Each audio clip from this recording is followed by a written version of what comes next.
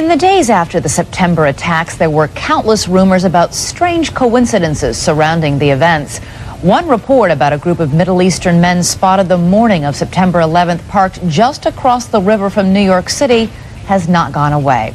Investigation of their presence has led to questions about whether Israel was conducting espionage on U.S. soil. We're joined now by ABC's John Miller with an exclusive report this evening. That's right, Elizabeth. This is a case that took the FBI and the CIA more than 2 months to sort out, while 5 Israelis waited in jail. It began when this woman was watching the Twin Towers burning from her apartment in New Jersey. She noticed 3 men on top of a van, posing for pictures with the towers burning in the background. And I could see that they were like happy. You know, they didn't look shocked to me. You know, they didn't look shocked. I thought it was very strange. The witness called police, who stopped the van hours later and arrested 5 men. All 5, it turns out, were Israeli. They were turned over to the FBI. Sources tell ABC News during a check of national security databases, some of the men were listed as having had connections with Israeli intelligence. At the FBI, that set off alarm bells. The FBI needed the answers to 3 important questions. Who were these men? What brought them to that parking lot on the morning of September 11th?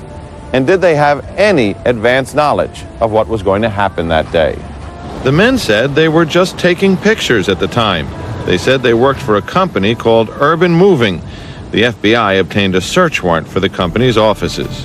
2 SUVs were filled up with between 9 and 12 boxes and computers. Not long after the arrests, the offices of Urban Moving were simply abandoned. Almost everything was left behind. In jail, the 5 Israelis were repeatedly interrogated and given lie detector tests. Stephen Gordon was their American lawyer. They were asked questions if they had ever been approached by or hired by any non-United States intelligence community. While there is still some debate among American intelligence officials, many investigators believe some of the men were part of an Israeli operation aimed at monitoring radical Islamic charities that support groups like Hamas, something lawyers for the 5 men and the Israeli government strongly deny. These 5 Israelis were not involved in any intelligence operation in the United States. The story is simply false. In the end, the FBI concluded there was no evidence that any of the 5 men had advance knowledge of the September 11th plot.